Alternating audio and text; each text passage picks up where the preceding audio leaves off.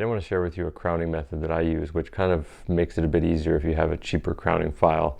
It gives you that thin strip on the top and nice buttery smooth frets for when you're doing your bends.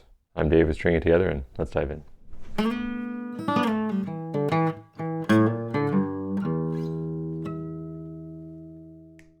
So the goal with crowning is to get as thin as possible on the top and perfectly in the middle. Now, if it's a little bit farther back this way or farther back this way, then it's going to affect the tuning or the intonation of that one note, which you don't want. And if it's too flat on the top, then it can affect the string buzz. So this vibration of the string is more likely to hit that flat top as opposed to it has less surface area to interact with a thinner top. So the other thing you want to make sure you have is a nicely polished fret. So when you do your bends, it's nice and buttery smooth. You don't have any friction on there. You really don't want that. And when you've gone over it with the file, it creates a more rough surface that you then have to buff back out. So in terms of crowning files, they can range anywhere from $15 to $250, like this Stuart McDonald diamond file, which does work amazing, but I'm probably never going to own one. So I'll show you what I use, and then also how you can just make it your own with any kind of file. The good thing about this method is that you can use a $15 file and it's still going to come out with a perfectly rounded top and no fret marks, because we're going to be removing the fret marks after we crown it. So first, let's talk about the tools. So this is a regular concave file. I'll put a link to this one into the description. This is a Baroque file. It's decent. It's fairly good bang for your buck. It's about $45 on Amazon. Something that I would recommend if you're just wanting something that's cheap. This one is a Stuart McDonald 3-corner file, a bit more hard to get used to, but I'll show you how to use it. And a little bit more expensive these days. It was $40 when I bought it, but I have a video where you can make your own, which you can find here for about $15. And then we're going to be removing the fret marks with this tool here, which is fairly straightforward. It's actually just a prism with sandpaper glued to it, so it's perfectly flat. And I have another video if you are unsure how to make that. Before we get started, obviously you want your fret to be level before you spend a lot of time crowning and polishing them. So if you want to learn an easy method for that, then you can check out the description below and click on the link for Foolproof Fretwork, put in your email, and then you can gain access to it. And that'll show you a method for how to properly seat your frets so they're not popping up, and then leveling them, and then crowning and polishing them. So check that out, or you can keep watching. So we'll start with number 12 here. And if I zoom in, you can actually see the marks from the sandpaper file that I used. So normally I wouldn't do this because I can see the top where it's flat in a good light, which you're going to need. But for your view, I'm going to draw a line with this Sharpie on the top. And this is actually helpful if you have never done it before, also because you can really just get a good sense of where that top is and how much you've taken off. The very first file is going to be this Baroque crowning file, and you still need to cover up the fret. It has different sizes. This one is medium. And the medium is kind of fitting, but it's taking some time to get down there. Going from the other side, I think.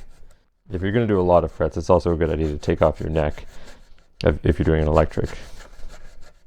Okay, so I could keep going with that, and I'll just zoom in just so you can see kind of what that is doing with it. So it is taking it off, and it will give you a perfectly centered strip, which is good.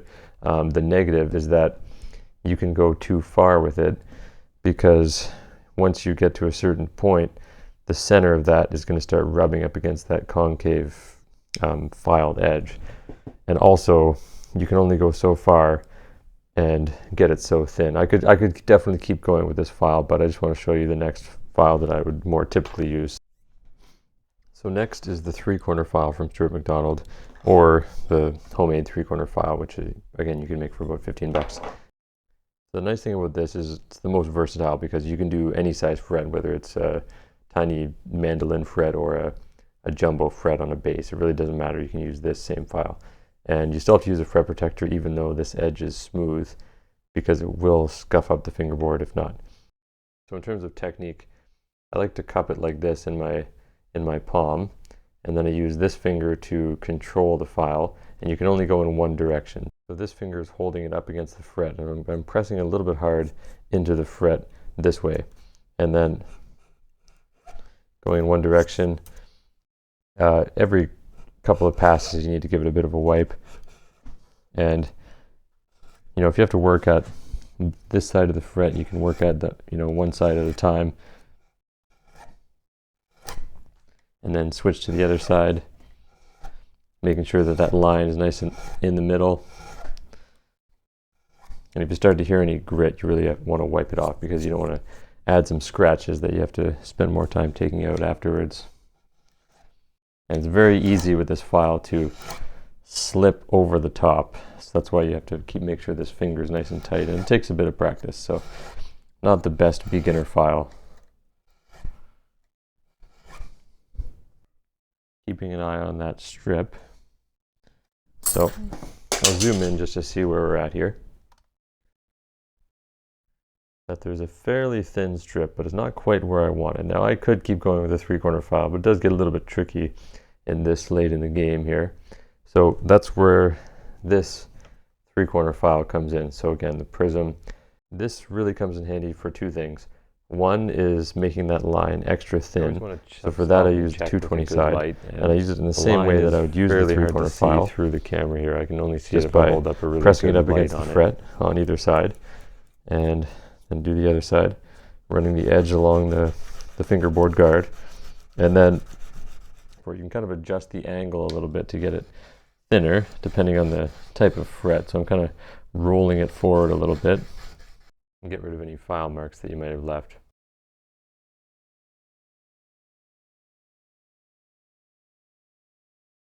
Which is kind of what you want. You want it to be very thin. I would have liked to have kept a little bit of marker on there just to show you, but once you get down to there, then you can go with a fine edge of this, and what that's going to do is just polish up the side of the fret.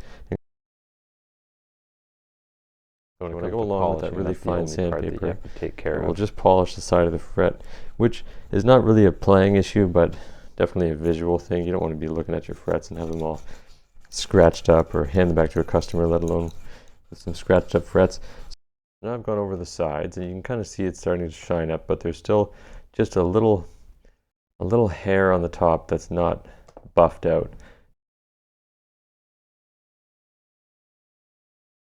So I have all these little tiny bits of sandpaper. It can be good to label them. This one I can just feel is 400, which if you don't have a good feel for it yet, then just label it. And I don't always go down to 400. Sometimes I just go down to 600. It depends on how rough that top is, but I'll just show you going down to 400, because it almost looks like you're making kind of backwards progress here, or it's making it worse, but I'm really just going super light on the top of that fret. And the 400, if you go really rough with it, you can take off just a minute amount of material, but I wouldn't worry about it too much. The 600 though is mostly just going to be the polishing, and I like to go either this way or in kind of like a little circular motion. But if you think about the way that you're bending the string, then it kind of makes sense that I'm going this way, as opposed to running this all along my whole fingerboard. And then once I go up to 600, then you can use either steel wool or something called a micro mesh pad. Now this one is 1500 grit. It doesn't really feel exactly like sandpaper, or feels like a nail buffer, and which you can also use. They just don't last very long. So the thing with this is once you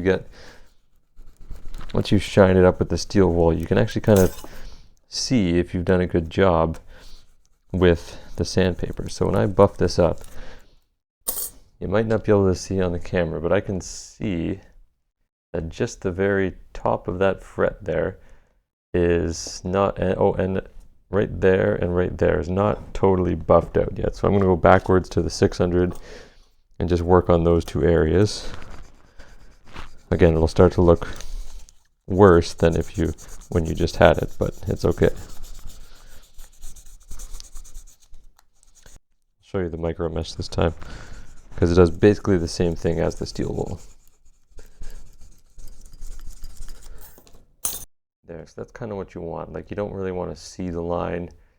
You want to be able to kind of see your face in it, almost like a mirror, and you can kind of compare it to the other frets just to show you what it looks like. Now that may be time consuming, you think, to get that done, but you really don't want to put your strings on and then try a bend and realize that it feels kind of rough. So it takes about 2 to 3 minutes per fret for the crowning and the polishing, and that's kind of just how I do it. You don't want to put your strings on and then realize that there's some roughness on there, or you take your guitar outside in some good light in the sun, you can notice the scratches. So take your time with it for sure. And let me know in the comments what your favorite crowning file is. I've always just used the super cheap one that I started out with, and then once I used this 3-kroner file, I haven't looked back from that. But part of the Foolproof Fretwork package that I give away for free is a tool buying list. So I have links for a variety of different tools, everything that you need for the method, and I'm always trying to add to it and make it better. So I am curious if there's any good options that are in the $20 to below $60 range.